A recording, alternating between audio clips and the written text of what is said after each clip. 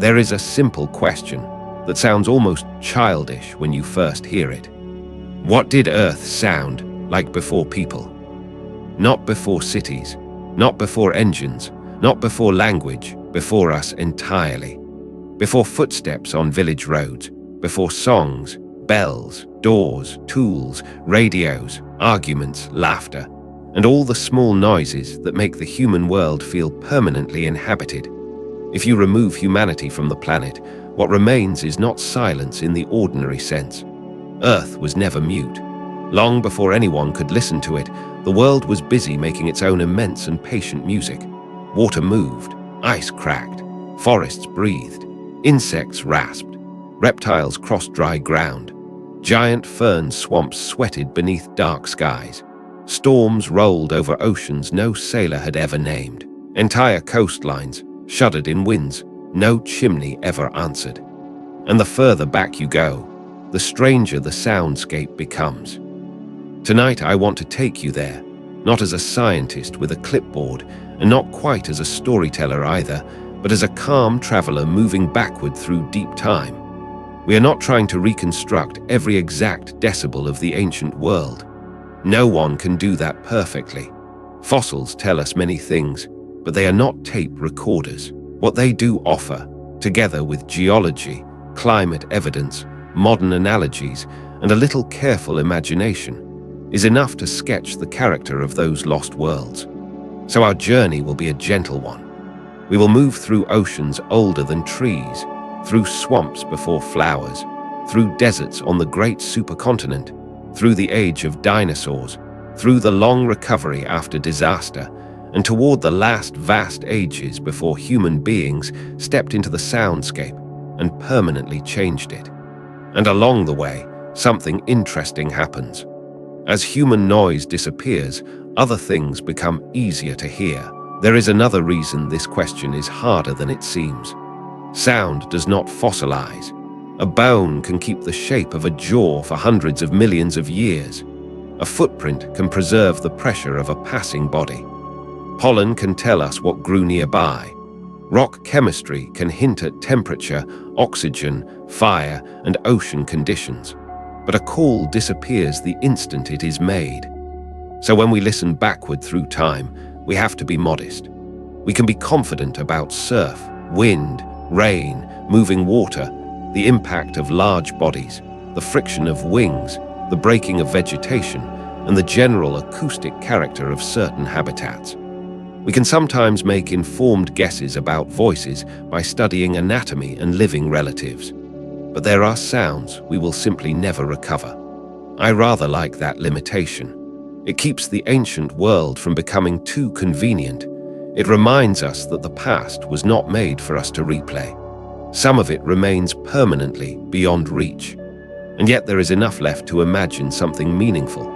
If you know whether a place was a shallow sea, a humid forest, an open floodplain, a volcanic basin, or an icebound coast, you already know a surprising amount about the noises that would dominate it. Geography is part of acoustics. Climate is part of acoustics. Even the shape of leaves can change what rain sounds like. For tonight, then, we are not pretending to possess an impossible recording. We are building a listening map from what the Earth has managed to leave behind. The first stop is a world so old it does not really feel like home at all. If we travel back more than 500 million years to the Cambrian seas, the land is still mostly barren. There are no forests, no birds, no mammals, no grass, no rustling meadows. The familiar surfaces of our world have not been invented yet. If you stood on land then, and stood is generous because the shore would not offer much companionship, you would hear a planet that felt naked. The wind would be one of the main voices. It would move over exposed ground and rocky margins with none of the soft interruption provided by leaves and branches. There were microbial mats, bare sediment, and strange coastlines, but not the layered, textured vegetation that now catches and reshapes the air. So wind would sound broad and clean, almost architectural. Then there would be the sea. There is another voice in the oldest landscapes that is easy to forget because it belongs to the planet itself: geology. Earthquakes, volcanic eruptions, collapsing cliffs, shifting ice, submarine landslides, and the endless crackle of rock being broken and remade were part of deep time long before any animal developed an ear capable of caring about them. A volcanic world is acoustically enormous. Lava does not simply glow. It hisses when it meets water, cracks as surfaces cool, collapses in brittle sheets, and sometimes throws pressure into the air with terrifying force. Ash falls differently from rain. Pumice rolls differently from ordinary stone. A landscape after an eruption can continue ticking, popping, steaming, and settling long after the most dramatic event has passed. And beneath the sea, geological sound can travel extraordinary distances. Submarine eruptions, rockfalls, and seismic events pass energy through water more efficiently than through air. Ancient oceans would have carried low, distant rumbles from events no creature on the surface could see. This means the earliest Earth may sometimes have sounded less like wilderness and more like machinery. Except there were no machines, only a restless planet working on itself.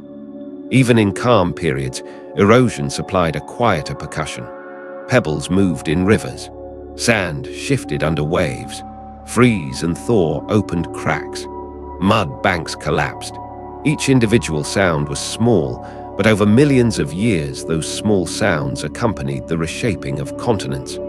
The world was never a silent stage waiting for life. The stage had been making noise all along. Even today, if you close your eyes near a coastline, the ocean produces an extraordinary range of sound. The slap of water against stone, bubbles hissing through wet sand, the drag of pebbles in retreating surf, the thump of waves under cliffs, the deep body noise of water rearranging itself at scale. The Cambrian Ocean would have had all the energy of a living sea, but with life that looked deeply unfamiliar. Trilobites moved across the seafloor. Strange predators like Anomalocaris hunted in waters that contained no fish as we know them.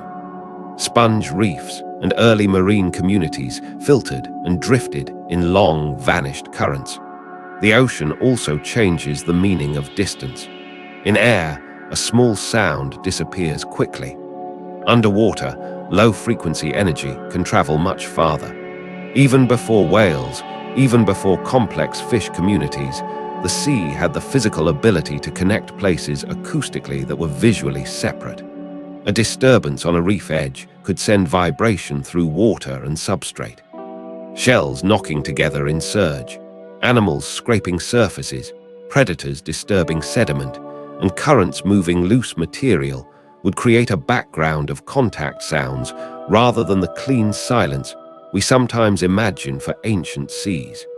As jaws, hard skeletons, and more active swimming bodies evolved, that background probably became busier. Feeding itself makes noise. Teeth or plates meet prey. Fins beat turbulence into water. Bodies strike substrate. Schools turn. Predators accelerate. Even a creature that never vocalizes can become acoustically important when enough of its kind occupies the same habitat. Modern coral reefs are famous for being surprisingly loud, filled with snaps, scrapes, clicks, and fish activity. We should not project a modern reef directly backward onto the Paleozoic, but the comparison teaches a useful lesson. Visually beautiful underwater worlds are often acoustically crowded. So the ancient seas were not merely scenery beneath the story of life. They were active sound chambers, carrying the physical consequences of everything that moved inside them. The animals themselves may not have produced much that a human ear would easily isolate above the sea. Some perhaps scraped, clicked, disturbed sediment, or snapped tiny body parts against the water. But the larger impression would likely come from motion rather than voices, from shoals, swarms, currents, shell contact, and the sheer abundance of life beginning to reorganize the marine world. It is a reminder that sound does not need to be intentional to feel alive. As we move forward into the Ordovician and Silurian periods, marine life becomes richer, and the land slowly starts to host the earliest humble colonizers. Not forests, not yet. More like low, simple plants hugging damp margins, with fungi and microbial communities helping shape the new surfaces. The atmosphere is still strange to us, the land still visually sparse, but the world is becoming more textured. That means the wind changes too. The appearance of land plants also changed the ground beneath the sound. Roots stabilized sediments. Dead plant material accumulated. Soil became more complex. Water no longer simply rushed over sterile surfaces in the same way. It soaked, pooled, threaded around stems, and met layers of organic matter. These are quiet changes, but over geological time, they transformed the planet's acoustic texture. Imagine a shower passing over one of those early vegetated margins. At first, you hear rain on exposed mud and shallow water. Then, as plant cover thickens over millions of years, the same weather becomes divided into smaller noises. Drops on stems, soft impacts on primitive leaves, trickles gathering under rooted mats, tiny channels opening and closing in wet ground. No animal needs to call for the landscape to sound alive. The architecture of life itself is enough. And as those habitats become more complex, animals gain more surfaces to interact with. A creature pushing through a bare shoreline produces one kind of sound. The same-sized creature moving through rooted vegetation produces another. Every new layer of habitat creates new ways for bodies to announce themselves accidentally. Once plants begin to exist on land, even in simple forms, the surface no longer behaves like an empty page. Air catches, bends, whispers through stems. Rain lands on something living. Water drains through tiny rooted systems. Mud behaves differently. Sound becomes less exposed and more intimate. By the Devonian, sometimes called the Age of Fishes, another quiet revolution is underway. The seas are full of innovation, and on land the first true forests begin to appear. These were not forests in the modern sense of oak and pine and flowering understory. They were earlier experiments, club moss relatives, horsetail ancestors, primitive ferns, and the first tree-like forms lifting structure into the air. This matters enormously for sound. A forest is an acoustic machine. It breaks wind into layers. It catches rain high above the ground and delivers it downward in stages. It creates pockets of damp stillness. It amplifies drips, muffles distance, and fills empty space with the friction of leaves, stems, bark, and movement. The invention of forests changed the voice of the planet. Imagine walking through one of those early Devonian woodlands. The air is humid. The ground is soft in places, rooted in others.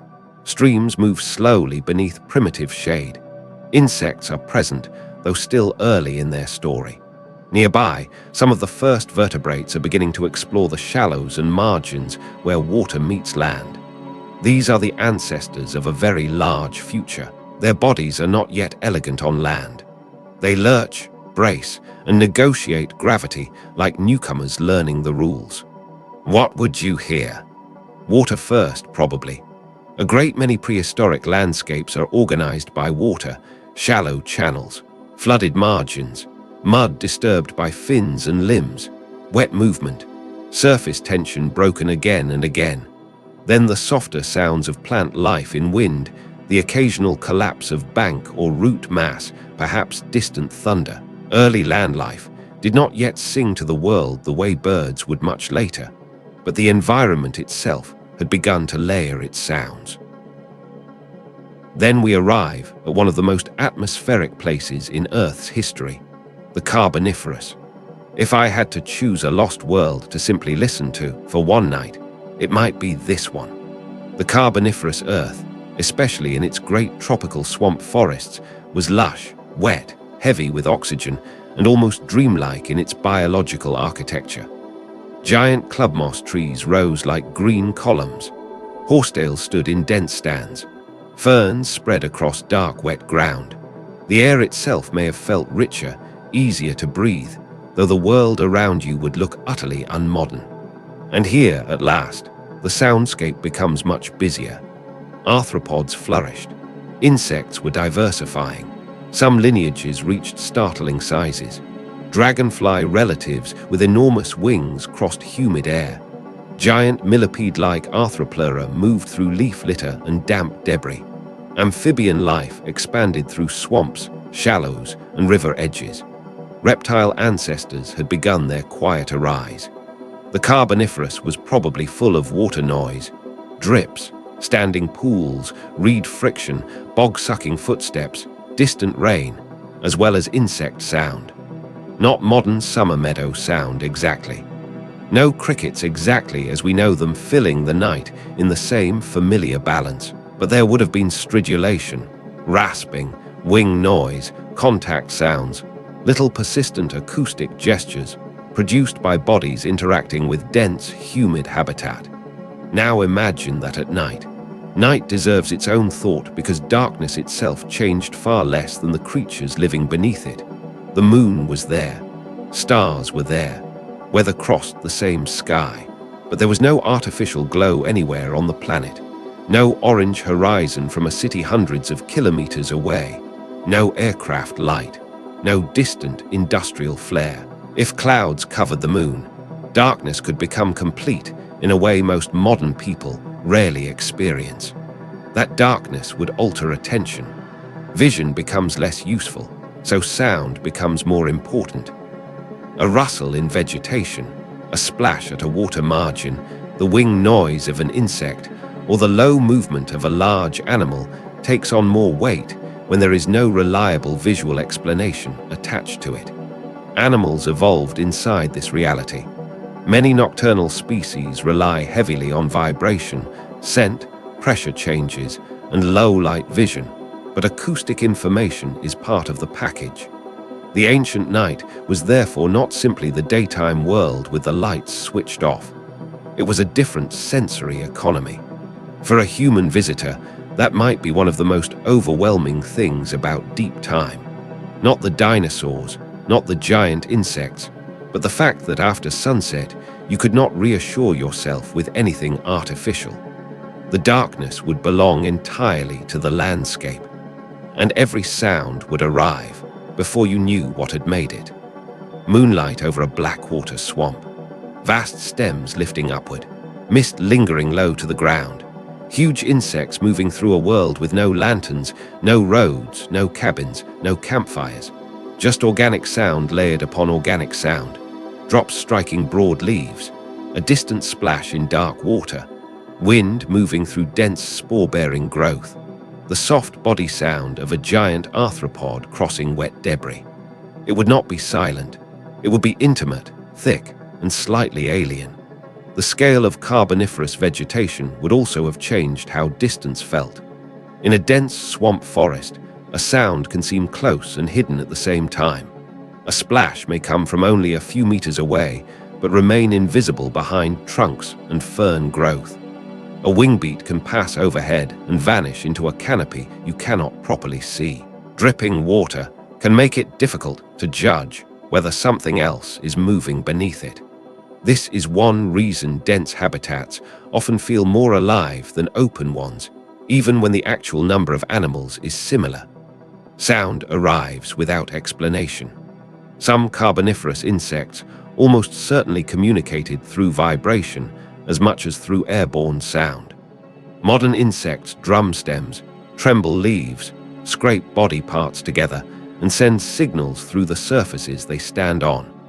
We cannot assume ancient species behaved exactly the same way, but the physical possibilities were already there. A forest floor may have carried a second, quieter world of information through wood, water, and plant tissue.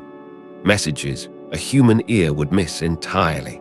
So if we could truly visit this swamp, the most honest experience might not be hearing one spectacular prehistoric noise. It might be realizing how much is happening just beneath the threshold of our hearing. And perhaps that is the first real lesson of the ancient Earth. Long before human beings arrived to interpret the world, life had already taught the planet how to murmur. If the Carboniferous world feels damp and crowded, the Permian often feels more severe. By this point, the continents have drawn together into the supercontinent Pangaea, and that single rearrangement changes almost everything. Inland distances become enormous. Seasonal extremes sharpen in many regions. Vast interiors grow dry. Swamps retreat from places that once supported them. The soundscape follows the geography. The Permian Earth is, in many ways, a planet of space. Not empty space exactly. Life is still very much present. Reptiles diversify. Synapsids, the deep ancestors of mammals, move through increasingly varied habitats. Insects remain abundant. River systems still cut through the land. Coasts still roar where water meets rock. But the atmosphere of many landscapes becomes broader, drier, less enclosed. And broad, dry places have their own music. Wind over open ground sounds different from wind through swamp forest. It is less filtered, less wet, more exposed. Sand and dust can join it. Sparse vegetation clicks and shivers rather than sways richly. Water, where present, may be more precious and therefore more dramatically heard. A stream in a dry landscape always seems louder than a stream in a saturated one, partly because the ear has fewer competing textures. Imagine evening in a Permian basin. The day's heat is fading. Light leaves the stones slowly. Somewhere nearby, a synapsid moves over dry sediment, perhaps something low-bodied and heavy-headed, not yet mammal, but already part of the long story that eventually leads there. Its feet produce a different sound from an amphibian slipping through swamp mud. There is more scrape, more grit, more firmness. This is not a world of constant dripping. It is a world of exposed surfaces. And then, of course, comes the greatest silence of all. At the end of the Permian, roughly 252 million years ago, Earth endures the largest mass extinction in its history. Volcanism of staggering scale in Siberia destabilizes climate and chemistry. Oceans warm and lose oxygen. Ecosystems collapse. A huge share of marine species disappear. On land, too, life is devastated. We usually describe extinctions in percentages and charts, but there is also an acoustic dimension to catastrophe. A world with fewer living bodies is a quieter world. Not quiet in the way a peaceful room is quiet, but quiet in the way a damaged system becomes quiet. Fewer insects, fewer amphibians, fewer bustling food webs, more bare spaces between sounds. Imagine a shoreline after such a collapse. Waves still come in. Wind still moves. Rain still falls. Geology does not stop performing because biology has suffered. But the little layers of life that usually ride on top of those larger forces are thinner now. There are fewer small movements in the margins, fewer overlapping signs that habitats are densely occupied. The world sounds underpopulated. Mass extinction also changes the sound of competition. In a crowded ecosystem, many animals are constantly avoiding, finding, warning, attracting, feeding, hiding, and moving around one another. Remove enough species, and those relationships thin out. The remaining creatures are not merely fewer, they inhabit a simpler web. This matters because an ecosystem sound is partly made of interactions. A predator changes how prey move. A pollinator changes how often flowers are visited. Grazers alter vegetation, which changes how wind travels through it. Burrowing animals change soil and drainage. Life produces sound indirectly by changing the stage on which other sounds occur. After the end Permian extinction, that stage had been damaged at planetary scale. If you stood in one of the worst-hit regions, the unsettling thing might not have been what you heard. It might have been how long you had to wait between one sign of life and the next. Recovery begins because it always does, but slowly. The Triassic that follows has a spare feeling about it in many places, especially early on. The first dinosaurs appear eventually, but at first they are not the rulers of everything. This is still a world experimenting after disaster. I find the Triassic strangely moving for that reason. It is a world rebuilding its confidence. The landscapes can be arid, seasonal, open, and sometimes harsh. Conifers spread in places. Early reptiles and reptile relatives move through environments that can feel sunstruck and spacious. In such landscapes, the dominant sounds are often elemental: wind, water, weather, footsteps, and the physical contact of body against ground. If you spent a night there, far from the coast, perhaps you would hear long pauses between living sounds.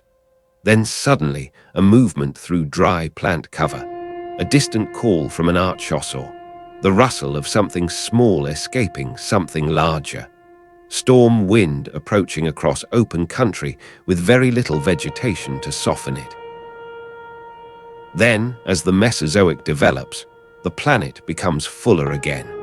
The Jurassic is where many people's imagination arrives first, because this is the era of famous dinosaurs, towering conifers, fern-rich understories, and a climate that, in many regions, feels warm and generous. But the sound of the Jurassic is not simply dinosaurs roaring. Despite what films have trained us to expect, most living animals are much less dramatically noisy than cinema prefers. Some dinosaurs may have boomed, lowed, trumpeted, hissed, drummed, or produced resonant calls with crests, throats, or air sacs. But entire ecosystems are not constant action scenes. The more believable Jurassic soundscape would probably alternate between long environmental passages and occasional bursts of biological intensity. There is also the question everyone asks sooner or later: what did dinosaurs actually sound like? The honest answer is that we do not know in the cinematic sense. Soft tissues rarely fossilize, and the organs that shape calls are often exactly the parts that disappear. Some groups offer clues: crests, nasal passages, inner ear structures, body size, and comparison with birds and crocodilians can narrow the possibilities. Low-frequency booming, resonant calls, hisses, bellows, drumming, and closed-mouth vocalizations are often more biologically plausible than the endlessly open-mouthed roars of film. But there is a more useful way to think about it. A dinosaur did not need a spectacular voice to dominate a soundscape. A 20-ton animal crossing a river margin would generate physical noise simply through mass. A herd feeding in vegetation would break stems and disturb ground. Courtship could involve posture, movement, foot stamping, tail contact, or display structures, as well as vocalization. In other words, the age of dinosaurs may have sounded less like a monster film and more like weather that occasionally had bones. Think of a floodplain at dawn, mist over cycads and ferns.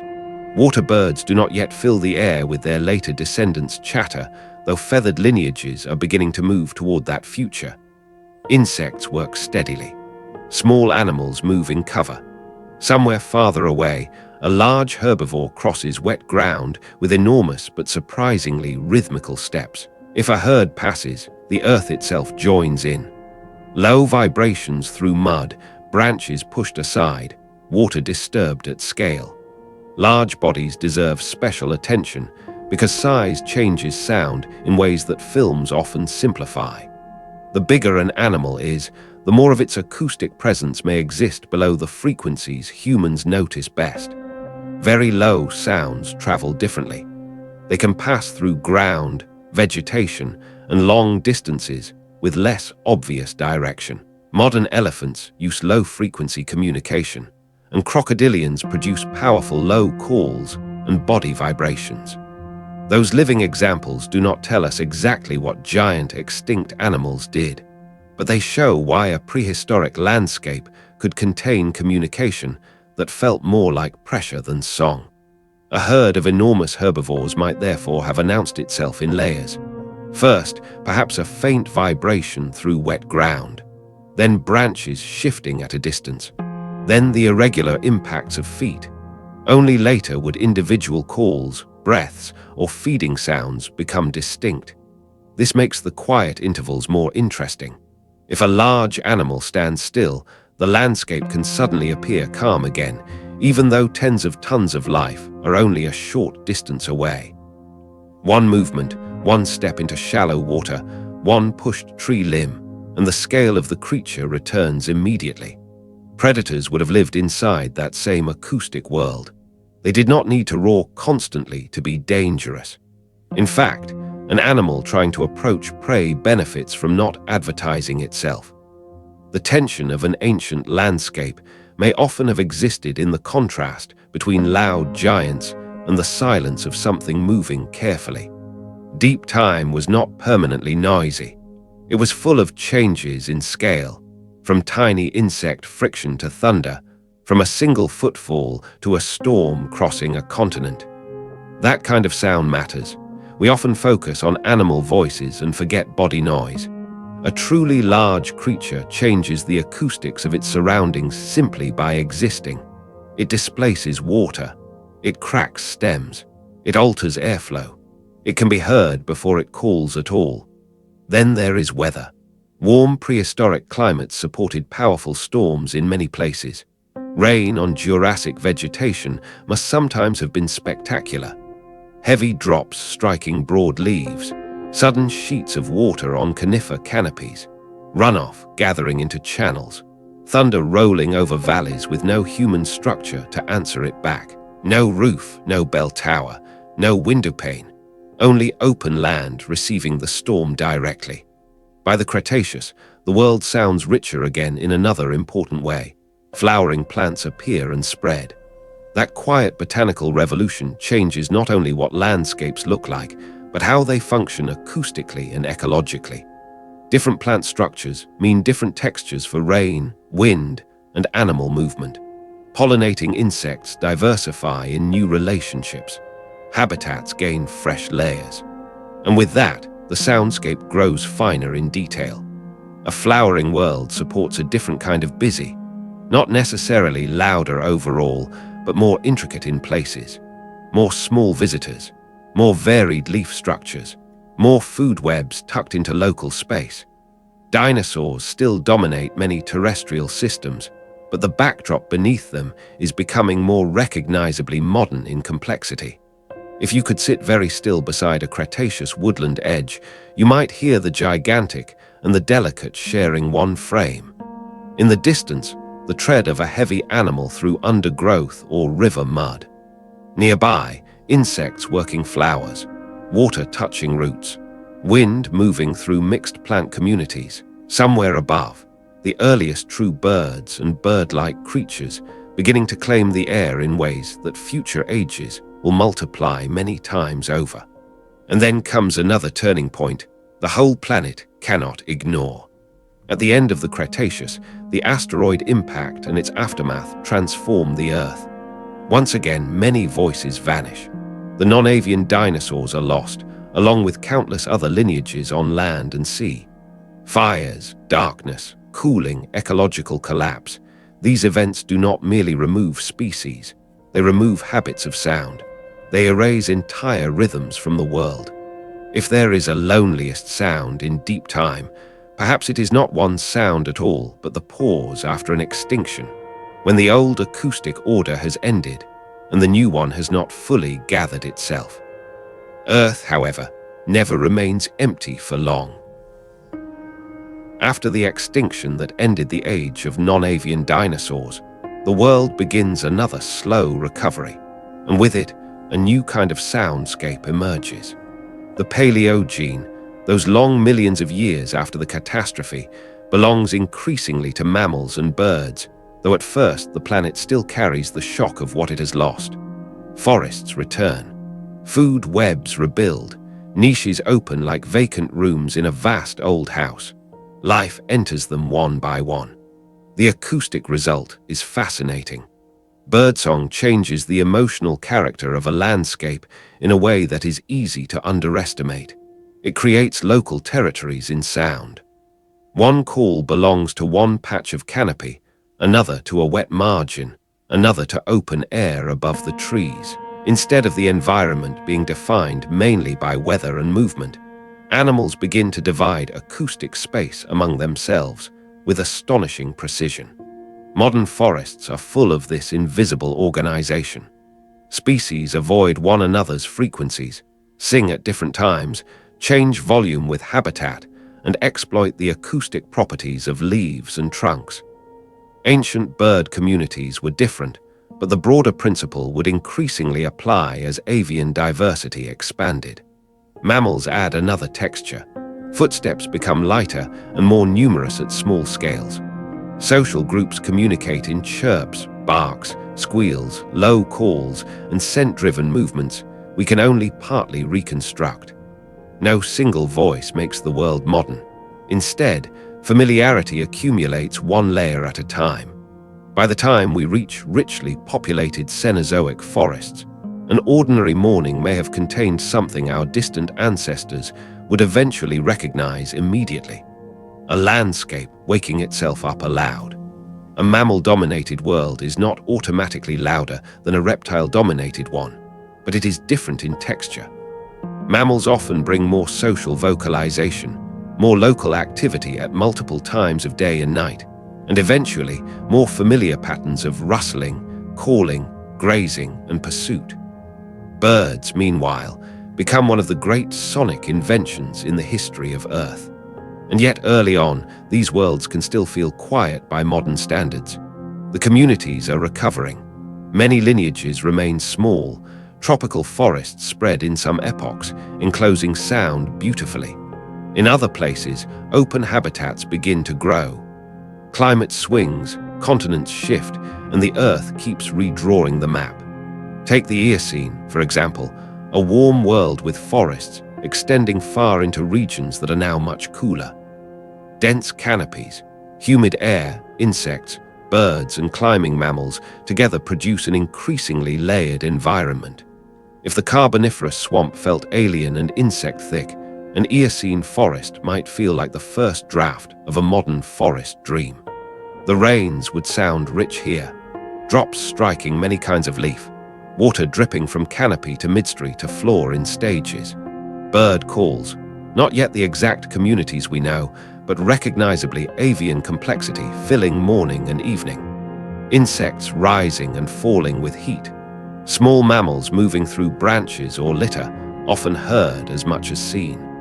One thing that begins to matter more and more in these younger worlds is dawn chorus. Strictly speaking, the exact form of a modern dawn chorus depends on modern bird communities. But once birds diversify and habitats become dense with territorial and social life, the day acquires edges. Morning is no longer merely brighter than night. It becomes acoustically announced. Light begins to pull sound upward. There is something reassuringly familiar about that, and perhaps that is why these later prehuman landscapes feel closer to us. The world still belongs entirely to non-human life, but some of its rhythms have become emotionally legible. As the Cenozoic continues, grasslands expand in many regions, especially through the Miocene. This is another major acoustic shift. A forest gathers sound inward, a grassland spreads it out. Picture an open plain before humans, not a farm, not a fenced pasture, a real ancient grassland under immense sky. Wind moves through grasses in long, coherent sweeps, like fabric being drawn across a giant surface. Hoofed mammals gather and move in herds. Their movement creates waves of foot sound, soft if the ground is dry and covered, heavier if the soil is damp. Predators shadow them. Insects hum at ground level. Birds work the open air above. What strikes me most in imagining these plains is scale. Open country also introduces silence of a different kind. In a forest, nearby surfaces constantly interrupt sound. On a plain, there can be long intervals where the ear reaches outward and finds almost nothing close. That emptiness makes distant events more dramatic. A herd, a storm, or a predator's call can belong to the horizon rather than the immediate foreground. Before roads and fences, migrations could also be acoustically enormous. Thousands of hooves over dry or frozen ground do not create one clean noise. They create a moving field of small impacts, breaths, calls, disturbed grasses, and dust. The sound approaches, surrounds a place for a while, and then gradually leaves it empty again. At night, those same plains would contract around smaller signals.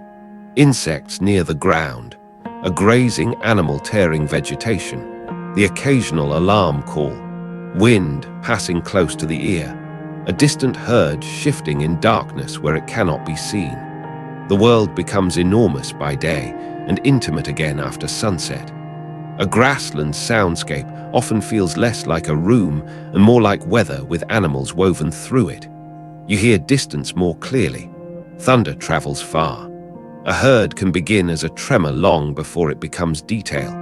Night brings cooling air and insect emphasis. Morning stretches outward, bright and exposed. And then there are the oceans. It would be a mistake to talk about prehuman sound only on land. Some of the most extraordinary voices in the Earth's history come from the sea. Whales, for instance, evolved long before humans arrived. So did many dolphin lineages, and before them, a vast succession of marine ecosystems, each with their own acoustic signatures. The sea has always carried sound efficiently. Underwater, Earth is intimate in a completely different way. Movement transmits differently. Clicks, groans, pulses, body impacts, surf turbulence, and the grinding of submarine geology all belong to a domain we rarely imagine when we say the phrase ancient world. A prehuman ocean in the age of whales would not be quiet at all. It would be full of distant communication. Songs moving through cold water, bursts of social clicks, ice noises near polar regions, storm energy translating downward, fish schools shifting like one temporary body, a seal surfacing in a sheltered inlet, the rhythmic blow of a whale in night air before the dark closes over it again.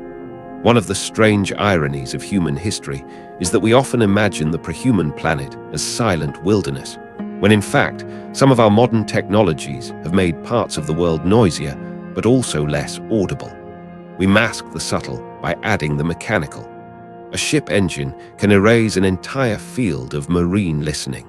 A highway can flatten the fine texture of a meadow's evening life. A city can overpower the wind. So when we ask what Earth sounded like before humans existed, we are also asking what becomes hearable when nothing insists upon being heard. Not all prehuman epochs were lush, of course. Some were cold, and the approach toward the recent ice ages gives us another suite of sounds entirely. Ice has its own language. The groan of movement, the crack of stress release, the small ticking noises of freezing and thawing, meltwater beneath surfaces, carving along marine margins, winter wind moving over hard ground and snow. These are not lively in the same way that forests are lively, but they are not empty either. They belong to a sparser orchestra. Imagine a coastline at the edge of a glacial world before humans. Seabirds wheel above dark water. Farther inland, the wind crosses cold steppe. Somewhere in the distance, large mammals move, perhaps mammoths, perhaps bison-like herds, perhaps ancient relatives of creatures we would know better later. Their bodies disturb the frost-hardened earth in muffled rhythms.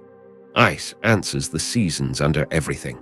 By now, our journey has brought us surprisingly close to ourselves, without yet crossing the line into the human world. Hominins will eventually appear, then tool makers, then fire keepers, then speakers, then builders, then everything else. But for this evening, we stop just short of that threshold. I like that stopping point. There is something honest about leaving the world there, full and ready, but not yet interpreted by us. Because that, perhaps, is the deepest truth beneath all these vanished soundscapes. Earth did not wait in silence for humans to arrive and tell its story. It had been telling stories for hundreds of millions of years already. So let us end by doing what Somnvale does best. Let us slow down and listen to one long, impossible night. A single meditative sweep through the ages before human beings existed. Imagine that you are standing on a shoreline, but the shoreline will not stay the same. At first, the land is almost bare. The sea moves under a sky no bird crosses. Wind slides over exposed ground and rocky margins without ever catching a leaf. The surf is the dominant voice. It arrives, withdraws, rearranges stones, breathes through wet sand, and returns. Beneath the water, ancient bodies move in ways too strange to name casually. The world sounds clean, wide, and unfinished. Then ages pass. Simple plants touch land. The coast changes. Rain now lands on living surfaces. Water begins to thread differently through the skin of the earth. Wind has more to work with.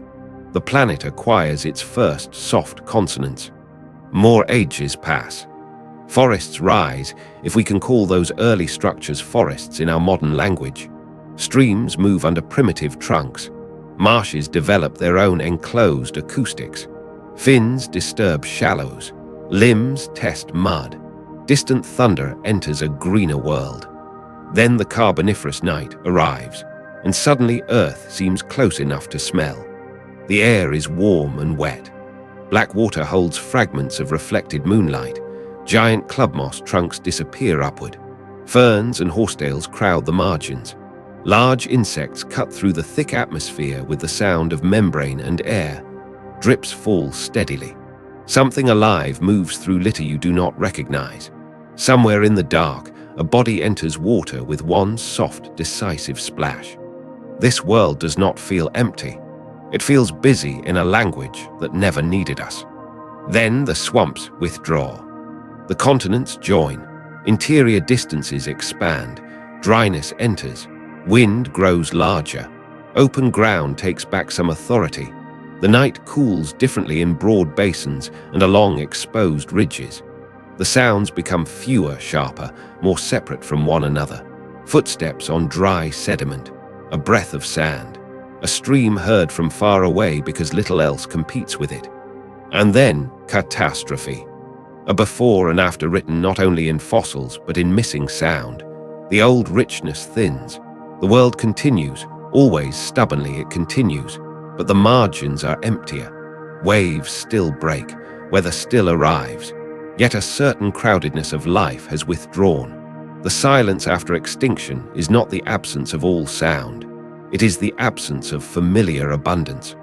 Recovery begins in patience. The Triassic opens its dry distances. Early archosaurs move through sparse country. Insects persist. Storms approach across long views. The Earth sounds as though it is rebuilding confidence one habitat at a time. Then the Mesozoic flowers into scale. In the Jurassic dawn, a floodplain wakes beneath conifers and fern cover. Mist hangs low over water. Insects work the edges. Smaller animals move in cover. Then, after a long pause, the ground itself hints that something vast is approaching. A herd of giant herbivores does not need to roar to be heard. It bends branches, presses mud, shifts water, and turns the air into a kind of pressure. Distance becomes physical. Storms cross that world magnificently. Rain on broad prehistoric leaves. Thunder through warm valleys. Runoff in channels no map records. Night after the storm, when drops continue falling from high foliage long after the clouds have moved on. The Cretaceous grows more intricate. Flowers enter the picture. Insects and plants begin relationships that sharpen the small textures of the day. There are now moments that feel almost modern in their delicacy, even while giant reptiles still command the larger stage. Somewhere near a woodland edge, tiny wingbeats and distant footfalls exist in the same frame. Then comes impact, fire, darkness ending. Again, the world grows acoustically sparse, at least for a while. Again, the old order disappears faster than any calm mind would choose to witness. But the Earth has always had patience beyond our emotional scale. Mammals rise, birds diversify, forests return in new forms, warm periods spread dense canopies across huge regions. Rain strikes leaves arranged by millions of years of experiment. Dawn becomes more vocal. Morning begins to sound like announcement rather than mere illumination. The world has rediscovered conversation. In an Eocene forest, humidity carries detail. Insects pulse in layered rhythms. Bird calls mark branches and territories. A small mammal disturbs bark overhead. Another moves through litter below. Water drips from one level of the canopy to the next, as though time itself is descending in slow, clear drops. Then the land opens again. Grasslands arrive with their own spacious music. Wind no longer shudders through enclosed forest architecture, but combs immense surfaces under wide sky. Herds move like weather systems of muscle and hide. Predators follow. Birds map the air above open country. The plain does not echo, it spreads. If you lie still there at night, the nearest sound may be an insect almost inside the grass beside you, while the farthest may be thunder traveling over the curve of the land. Few habitats teach scale so beautifully. The oceans, meanwhile, have developed songs of staggering reach. Long before any sailor launched a boat, whales were already sending sound into dark water over distances no village drum could match. Clicks, calls, breaths, splashes, the slap of a tail on the surface, the crack and groan of sea ice, storm energy transmitted downward. These belong to a realm older and richer than our surface imagination usually allows. And there is one final difference worth keeping in mind. Before humans, almost every sound on Earth was constrained by metabolism, weather, or geology. An animal could call only as long as its body could afford to. A storm eventually moved on. A waterfall remained loud, but only where water and gravity maintained it. There were no engines running through the night simply because someone wanted them to. No loudspeaker could detach a voice from the body that made it. No recording could make yesterday's sound happen again. Sound was local, in a way, ours no longer is. A whale call could travel astonishing distances underwater, but it still belonged to that whale in that sea at that moment. Thunder could cross a valley, but it could not be replayed on command. Once a sound disappeared, the world had to make a new one. That gives the prehuman planet an almost fragile quality in imagination. Every noise is temporary. Every acoustic event is original simply because nothing can be copied. Perhaps that is why the thought of listening there feels so peaceful. Not because the world was quiet. It was often anything but quiet. But almost nothing was trying to hold your attention after the moment had passed. And now we approach the threshold. The planet is full. Not complete, no world ever is, but full. Forests, plains, coasts, wetlands, mountains, ice, rivers, reefs, shallows, and deep seas all speak in their own overlapping manners. Animals communicate, compete, court, feed, flee, and migrate. Weather travels endlessly over them all. Seasons sharpen and release. Dawn and night alternate in their ancient treaty. Yet still no human voice has entered. No flute, no prayer, no axe, no lullaby, no wheel, no market, no furnace, no cathedral bell, no railway, no aircraft, no phone vibration under a pillow, no radio in a kitchen, no one saying look at that, no one giving names to constellations, no one teaching a child the difference between wind in leaves and rain on canvas. There is something humbling in that absence. Human beings often behave as though the world became legible when we arrived. But the prehuman Earth was already a masterpiece of pattern. We did not teach it rhythm. We joined one. And perhaps that is why imagining these lost soundscapes feels oddly comforting. They remind us that the world is larger than our noise. Beneath traffic, beneath industry, beneath all our urgent little inventions, there remains an older planet still capable of wind, water, insects, weather, migration, and tide. If you listen carefully enough in the right place, perhaps you can still hear scraps of it. A marsh at dusk, a forest after rain, a coastline before sunrise, ice shifting in the distance, grass moving under a moonlit wind, a whale breathing in the dark. Those sounds are not relics, they are survivors. So tonight, as this journey closes and the modern room around you returns, I hope one idea stays behind. Before us, Earth was never empty. It was sounding itself out for 500 million years. Thank you for listening. This is Somnvale, Stories for the Quiet Hours. Sleep well.